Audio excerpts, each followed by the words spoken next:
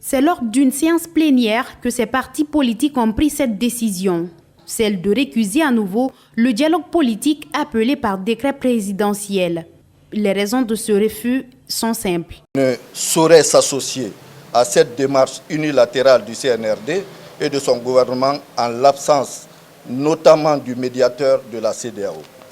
Les coalitions politiques notent avec amertume qu'après plus de 13 mois de transition, la junte et son gouvernement ont refusé toute forme de gestion consensuelle avec la classe politique et n'ont posé aucun acte de nature à assurer le retour concret à l'ordre constitutionnel.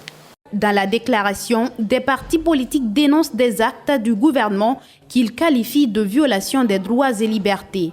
La junte et son gouvernement ont continué à perpétrer des violations de droits et libertés individuels et collectifs par les arrestations, les séquestrations de leaders politiques, de la société civile et des citoyens, ainsi que le refus d'ouverture d'enquête. Pour se faire entendre par les autorités, le Quator dit soutenir le FNDC et ses démarches tout en appelant leurs partisans à suivre les manifestations. Les coalitions politiques exhortent l'ensemble de leurs militants et sympathisants ainsi que tous les Guinéens épris de démocratie et de justice à répondre massivement dans le respect des lois et principes à l'appel du FNDC et de toute autre initiative visant à exiger le retour rapide à l'ordre constitutionnel. L'ouverture de ce dialogue politique est prévue le 20 octobre prochain. Plusieurs partis politiques ont déjà rassuré de leur participation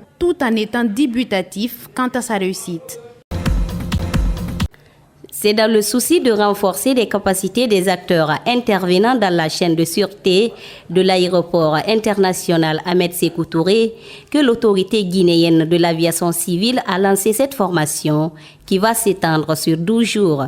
Le cours est destiné au personnel chargé des mesures préventives de sûreté de l'aviation civile ayant des responsabilités primordiales d'appliquer les mesures préventives de sûreté.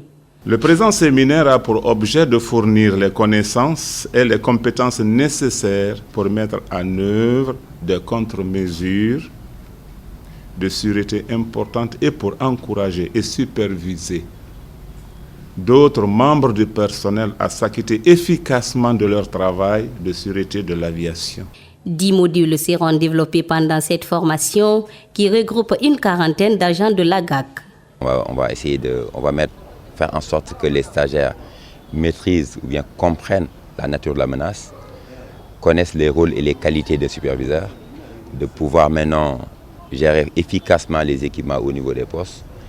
L'orientation stratégique des activités de l'AGAC, conformément au Code de l'aviation civile, consiste à assurer la réglementation adéquate de la supervision efficace et la promotion économique du secteur de l'aviation civile à l'instar des autres pays. Cependant, des attentes restent nombreuses chez les participants. Nous attendions à ce que la supervision de la sûreté soit assurée sur la plateforme aéroportuaire Ahmed Sékou Touré. Dans l'aviation civile, nous avons le volet réglementaire et le volet mise en œuvre. Donc cette formation vient appuyer la mise en œuvre. Déjà, les participants s'engagent à s'assurer auprès des autorités, des entités de mise en œuvre que celles-ci soient faites de façon effective, conformément aux textes réglementaires.